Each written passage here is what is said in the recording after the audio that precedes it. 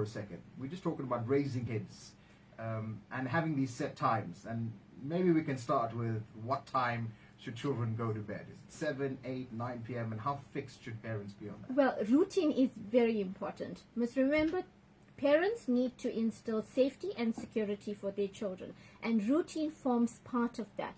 If a child knows that this is my bedtime, this is the time I eat, this is the time I have my bath, the child will feel safe and secure in their home environment, and they have a sense of purpose, the parents and boundaries between parent and child.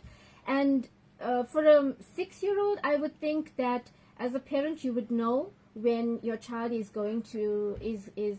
lowering in energy levels, Right. and that certain time, maybe at 7 o'clock for a 6-year-old that needs to go. But I heard today 6 and 7-year-olds wants to sit up till 8, 9, and I think that's unacceptable, because a child needs enough sleep so that they can function the next day at school.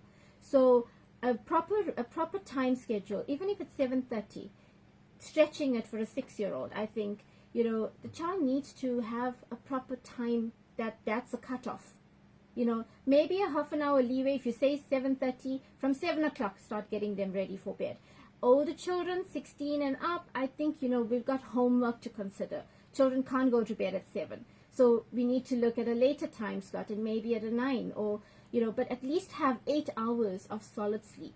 Talking of homework, do you think our kids are getting way too much homework? Oh, they are like working. I think this is the new system that's in place. It's our children don't have time to do anything else. They come home and it's just work. A grade 11 and a grade 12 child does not have much of a life, because the homework they get keeps them up till 11, 12 o'clock. And so we are saying, you need to have 8 hours of sleep, but does the homework allow that?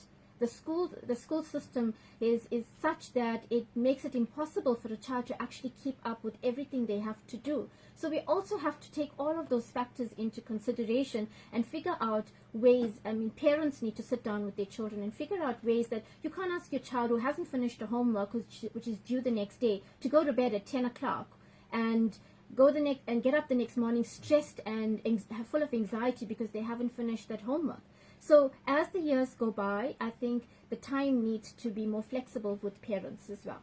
Any advice for parents who have kids entering grade 12 this year? Because it's a big year. Your entire schooling system is built up to your grade 12 year, right? And there's a lot of pressure that the kids feel in grade 12. We've just had the results being announced, and lots of jubilation and celebration for those kids who've worked hard and earned great marks. And then still a major group of kids who are not featured in the news headlines who have passed. And then there are others who, sadly, despite the effort they put in, didn't get through. So, you have it really across the spectrum. What advice, firstly, do you have for girls and boys who are in grade 12 this year?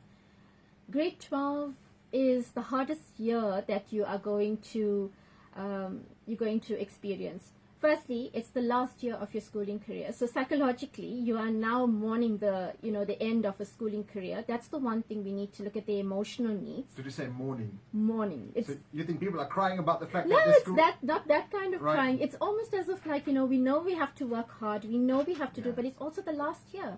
So there's a level of sadness. It's a level of sadness, and we also have to understand that children are going to feel that sense, because remember, 12 years. You've been 12 years in the system, and suddenly now, after matric, it's all over.